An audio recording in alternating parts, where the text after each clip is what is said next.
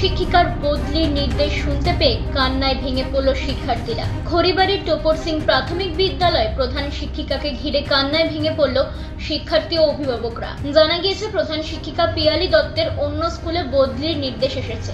এদিন এই খবর শুনতে পেয়ে স্কুলের প্রধান শিক্ষিকাকে জড়িয়ে ধরে কান্নায় ভেঙে পড়েন শিক্ষার্থীরা। যেতে দেব না কান্নার রোলে ভারাক্রান্ত হয়ে পড়েন প্রধান শিক্ষিকাও। তবে অভিভাবকরা জানান, প্রধান শিক্ষিকা স্কুলে থাকায় স্কুলের উন্নতি হয়েছে, শিক্ষা খেলাধুলো সহ উন্নয়ন হয়েছে স্কুলের পরিকাঠামোর। তাই প্রধান শিক্ষিকাকে বদলি হতে দেবেন না, আর কাজ না হলে বিডিও অফিসে স্মারকলিপি দেওয়া হবে, এমনটাই দাবি অভিভাবকদের। অন্যদিকে প্রধান শিক্ষিকা জানান, সহকারী শিক্ষিকা হিসেবে স্কুলে আসার পর প্রধান শিক্ষিকা হিসেবে কাজ করেছেন।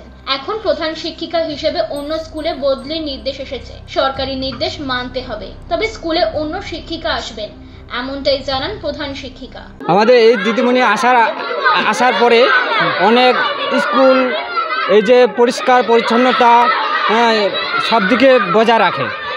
বাচ্চাগুলো লেখাপড়া ভালো করে, সব দিকে খেলাধুলা সব দিকে নিয়ে যাচ্ছে, আগায় নিয়ে যাচ্ছে, আমাদের উন্নতর দিক দিয়ে নিয়ে যাচ্ছে।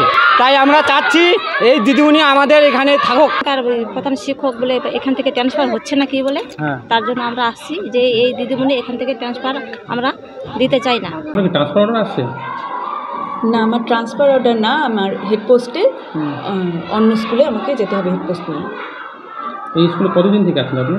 এই স্কুলে 7 বছর। শিক্ষার্থীরা তো আপনাকে যেতে দিতে যাচ্ছেন না।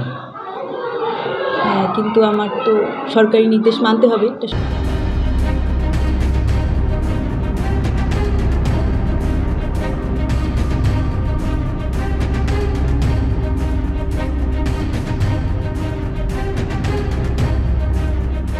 দার্জিলিং থেকে পার্থ প্রতিম দাসের রিপোর্ট, ইউ বাংলা টিভি।